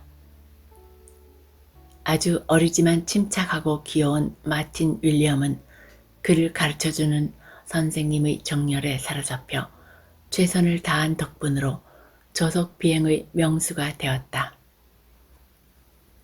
잔잔히 불어오는 미풍 속에서도 그는 날개 한번 파닥거리지 않고 쉽고도 유연하게 모래사장에서 구름 위를 날아올랐다가 다시 아래로 내려올 수 있게 되었다. 마찬가지로 찰스 롤랜드는 거대한 산바람을 7,200m나 거슬러 올라갔다가 차고 희박한 공기로 인해 창백해져서 내려왔지만 놀람과 행복감에 젖어 내일은 더 높이 날아오르겠다고 결심했다. 누구보다도 고개 비행을 좋아하는 플래처는 16 방위점 수직 저속 회전 비행을 정복했고 다음 날은 3번 계속해서 옆으로 제주넘기 고개 비행을 완전히 습득했다. 그의 깃털은 그의 비행을 슬쩍슬쩍 훔쳐보는 눈들이 있는 해변을 향해 흰빛을 눈부시게 반사시켰다. 조나단은 그가 가르치는 제자들 옆에 항상 붙어서 모범 비행을 보여주는 한편 알기 쉽게 설명하면서도 엄격하게 지도하고 있었다. 그는 그들과 함께 야간 비행 연습을 하였고 구름과 바람 속을 자유롭게 날아다녔다. 그동안 회색 깃털을 가진 갈매기 떼는 땅 위에서 여전히 서로의 먹이와 권력 다툼으로 비참하게 싸우고 있었다. 비행 연습이 끝나면 조나단은 제자들과 모래사장 위에서 쉬곤 했다. 그때마다 그들은 전보다 훨씬 주의 깊게 조나단의 이야기에 귀를 기울였다. 그는 제자들이 이해할 수 없는 기발한 생각을 가졌는가 하면 그들이 알 수 있는 좋은 생각도 가지고 있었다. 밤이면 또 다른 하나의 원이 제자들을 중심으로 생겼다. 그것은 어둠 속에서 몇 시간 동안을 계속해서 듣고 있는 호기심 많은 갈매기들이었다. 그러나 서로 다른 갈매기를 보려 하지 않았고 또 눈에 띄지 않았으므로 날이 밝기 전에 모두 사라져버리는 것이었다. 그 무리 가운데서 처음으로 한 마리의 갈매기가 그 경계선을 넘어와 비행법을 배우고 싶다고 말한 것은 그들이 돌아온 지 거의 한 달이 다 되어서였다. 이러한 일 때문에 테렌스 로웰은 규칙대로 선고받은 새가 되어 주방이라는 딱지가 붙여졌다. 그리하여 그는 조나단의 8번째 제자가 되었다. 그리고 이튿날 밤 날이 어두워지기 시작할 무렵 커크 메이나드가 집단에 합류되었다. 그는 왼쪽 날개를 끌며 비틀비틀 모래사장을 건너오더니 조나단의 발밑에 고꾸라졌다. 도와주세요. 그는 아주 나직하게 애원했는데 마치 유언을 하듯 느껴졌다. 나는 이 세상의 어떤 새보다도 더 잘 날고 싶어요. 좋아, 그렇다면 한번 해보자꾸나. 조나단은 말했다. 우선 지상에서부터 위로 날아오르는 것부터 시작해보자. 당신은 잘 모르시는군요. 내 날개는요. 나는 이 날개를 거의 움직일 수가 없어요. 메이나드, 너는 지금 이 장소에서 진정한 너 자신으로 돌아갈 자유를 얻게 된다. 그것을 방해하는 것은 아무것도 없다. 그것은 위대한 갈매기의 참된 법칙이고 우리들이 존재하는 법칙인 것이다. 내가 날 수 있다고 말하는 겁니까? 나는 네가 자유롭다고 말하는 거야.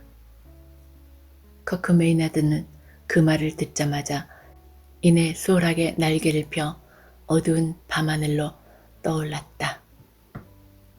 150m 상공에서 목청껏 소리내어 외치는 바람에 잠자던 다른 갈매기들이 전부 깨어버렸다. 나는 날 수 있다. 나 좀 봐. 나는 날 수 있다. 해가 떠오를 무렵 거의 1,000마리의 새가 생도들이 둘러선 바깥쪽에 서서 신기한 듯이 메이나드를 바라보고 있었다. 그들은 누가 보든지 말든지 개의치 않고 조나단이 하는 말을 이해하려고 귀 기울여 듣고 있었다. 그는 아주 평범한 말을 했다. 즉, 난다는 것은 갈매기들의 정당한 권리라는 것. 자유는 그의 존재의 본질이라는 것. 자유를 방해하는 것은 의식이든 미신이든 또 어떤 형식의 제약이든 파기해야 한다는 것 등이었다.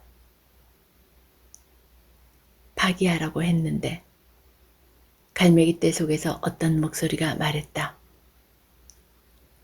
그것이 우리 갈매기 떼의 규칙일지라도 파기해야 합니까?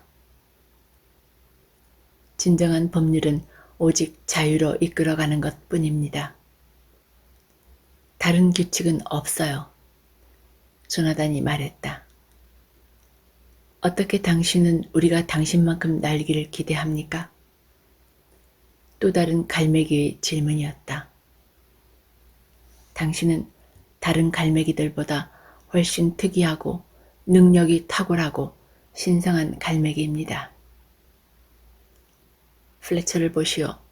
그리고 로웨를, 찰스 롤랜드를, 주디 리를. 그들도 전부 특이하고 능력이 뛰어나고 신성합니까? 당신들보다 낫지 않고 나보다 낫지 않습니다. 한 가지 다른 점은, 단 한 가지 다른 점은 그들은 자신이 진정 무엇이냐 하는 것을 이해하기 시작했으며 그리고 그것을 실천하기 시작했다는 것입니다. 플래처를 제외한 제자들은 불안하여 몸을 떨었다. 그들은 여태까지 자신들이 무엇을 행하고 있었는지 깨닫지 못했기 때문이었다. 모여드는 갈매기의 수는 매일같이 늘어났는데 그들은 질문을 하러 오고 숭배하러도 오고 또 비웃으려고도 오기도 했다. 갈매기들은 당신이 위대한 갈매기의 아들일 거라고 말하고 있어요. 그렇지 않으면 당신은 시대보다 1000년이나 앞선 갈매기일 거라고 그래요. 어느 날 아침 고속 비행 훈련을 마치고 난 다음 플래처가 조나단에게 말했다. 조나단은 한숨을 쉬었다. 존재의 값어치가 오해되고 있구나 하고 그는 생각했다. 소문이라는 것은 누군가를 악마로 만들거나 신으로 떠받들게 만드는 것이다. 너는 어떻게 생각하니, 플래처? 우리가 시대보다 앞선 갈매기라고 생각하니? 오랜 침묵이 계속되었다. 글쎄요. 이런 비행은 그 방법을 알려고 하는 자는 누구나 여기서 언제든지 배울 수 있어요. 그것은 시대와는 아무런 관계도 없다고 생각해요. 유행에 앞서 있는지는 모르지요. 대부분의 갈매기들이 나는 법보다 앞서 있으니까요. 그거 그럴듯하군. 조나단은 얼마 동안 배면 비행을 하면서 대답했다. 그것은 시대에 앞선다는 말보다는 훨씬 듣기 좋은 것 같구나. 그 일은 꼭 일주일 후에 일어났다.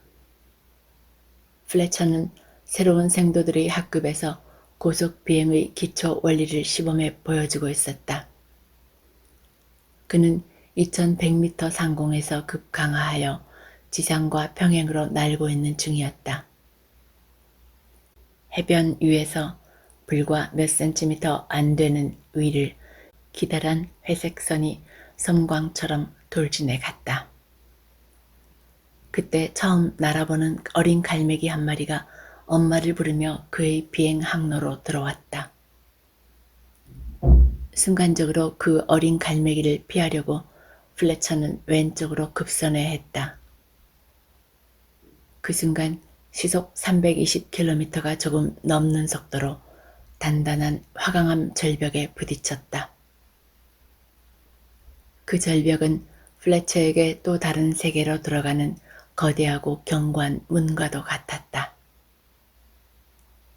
충돌할 때의 충격과 공포로 정신을 잃은 채 그는 알지 못할 허공을 비몽사몽간에 표류하게 되었다.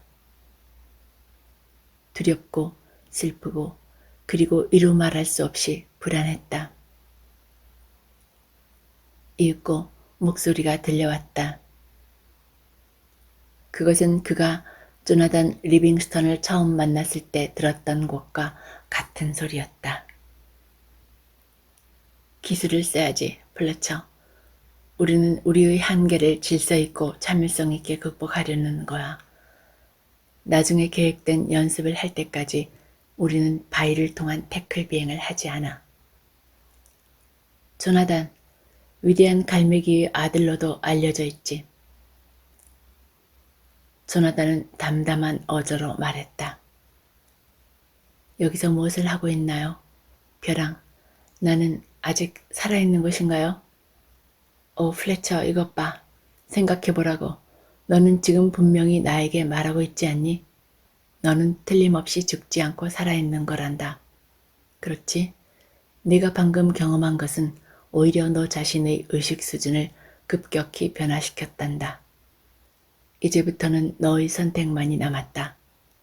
이곳에 그대로 남아 이곳 수준의 것을 배우거나 이곳은 내가 있던 것보다 수준이 아주 높은 곳이긴 하지만 아니면 원래 내가 있던 장소로 돌아가 다른 갈매기 떼를 도우면서 일하든지 우두머리 갈매기들은 어떤 불상사가 일어나기를 바라고 있었지만 그들은 자네가 참을성 있게 그들에게 복종해 온 데에 놀라고 있어. 물론 나는 그 갈매기 떼에게로 돌아가고 싶어요. 이제 겨우 새로운 갈매기들과 함께 시작했을 뿐인데요. 그렇다면 좋다, 플래처. 우리 육체는 생각 그 자체라는 말을 기억하고 있니? 플래처는 머리를 흔들고 날개를 부스스 털며 눈을 번쩍 떴다. 모든 갈매기들이 절벽 아래 모여 자기를 주시하고 있었다. 그가 움직이기 시작하자 갈매기 떼들은 일제히 야단 법석을 떨며 소리를 냈다. 그가 살아났다. 죽었던 그가 다시 살아났다. 날개 끝으로 건드리더니 그를 다시 살려냈다. 위대한 갈매기의 아들이. 아니다. 그는 그걸 부정했어. 그는 악마야, 악마. 우리 갈매기 떼를 파멸시키려고 온 거야. 4,000마리의 갈매기가 일제히 모여들었다. 악마라고 아우성치는 소리가 바다의 폭풍우처럼 갈매기 떼 사이를 뚫고 지나갔다. 그들은 두 눈을 번뜩이며 부리를 날카롭게 곤두세우며 조나단과 플래처를 죽이려고 주위에 모여들었다. 우리는 여기를 떠나는 게 좋겠다. 그렇지 않니, 플래처? 조나단이 물었다. 예, 저도 그렇게 하는 게 좋을 거라는 생각이 들어요.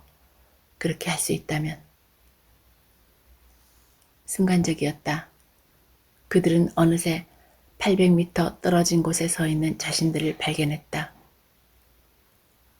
그 사납던 갈매기 떼의 부리는 빈 하늘만 쪼고 있을 뿐이었다. 왜 그럴까? 조나단은 머리를 갸우뚱해 보였다. 한 마리의 갈매기에게 그가 자유롭고 조금만 시간을 내어 연습하면 그것의 참된 의미를 스스로 증명할 수 있다는 것을 납득시키기가 그렇게 어렵단 말인가? 왜 그것이 그다지도 어려운 일인가? 플래처는 갑자기 자신이 서 있는 장소의 모습이 변한 데 놀라서 눈을 의심하는 듯 깜빡거리고 있었다. 도대체 당신은 어떻게 하신 거죠? 내가 어떻게 해서 여기에 와 있죠? 너는 그 폭도 갈매기들로부터 벗어나고 싶다고 하지 않았나? 예, 그렇지만 당신은 어떻게? 만사가 전부 이런 거야, 플래처. 이제 연습이나 하자.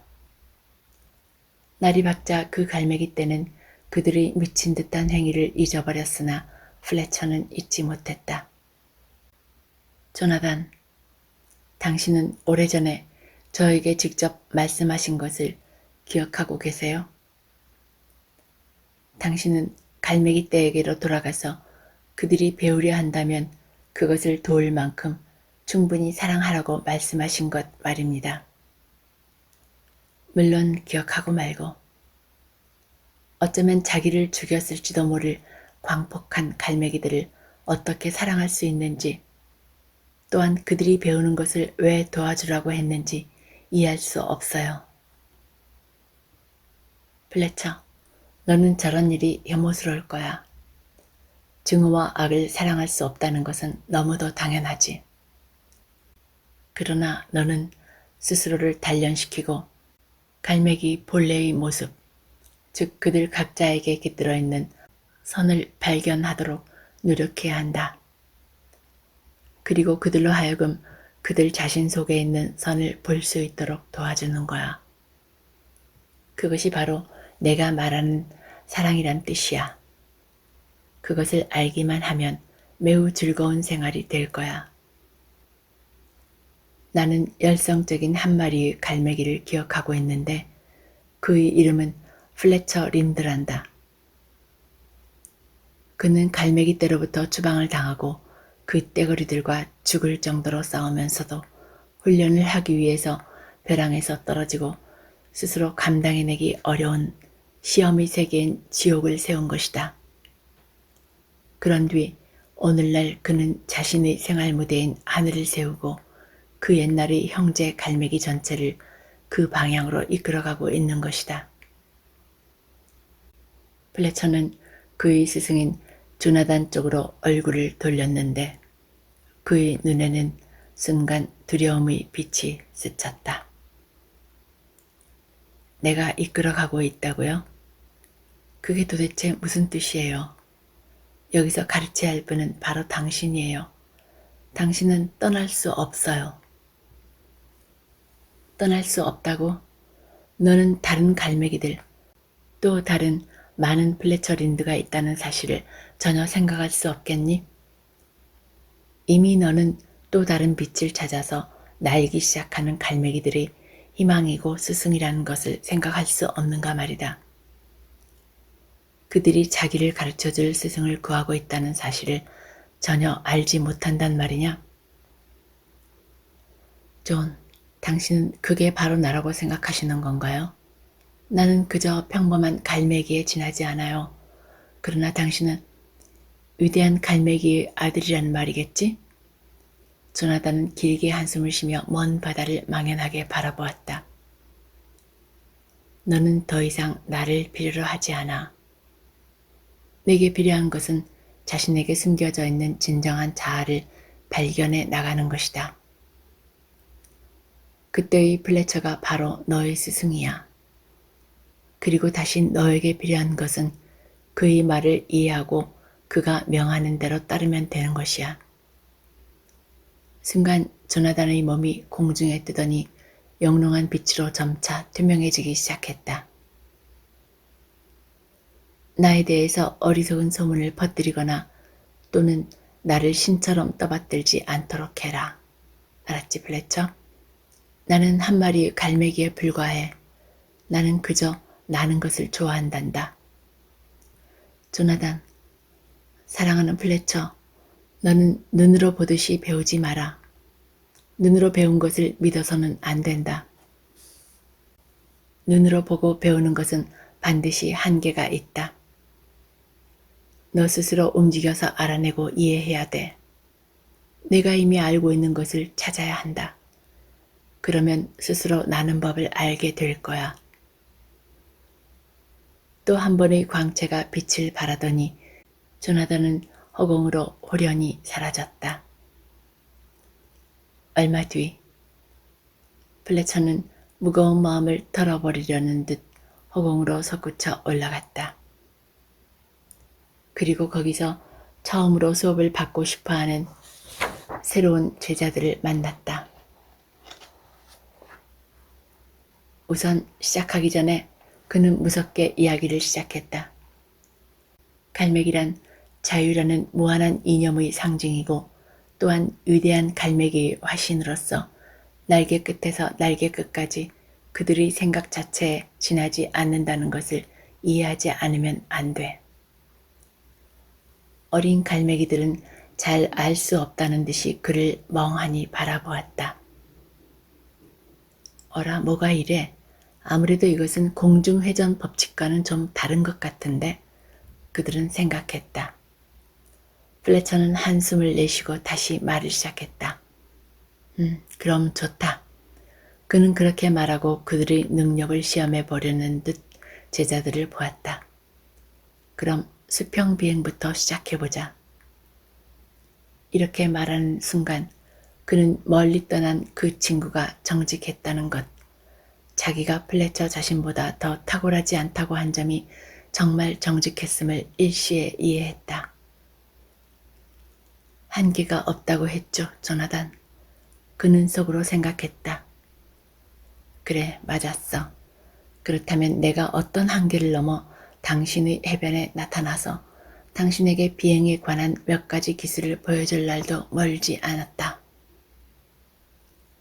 플래처는 자신의 제자들을 철저하고 엄격하게 보려고 했음에도 불구하고 그는 한순간 문득 제자들 전원을 본래의 모습 그대로 보았고 그리고 그는 자신이 본 바 그대로를 더 사랑하고 있다고 느꼈다. 한계가 없다고 했죠, 조나단? 그는 생각했다. 그리고 얼굴에 미소를 지었다. 완전한 것을 향한 그의 걸음은 이미 시작되고 있었던 것이다.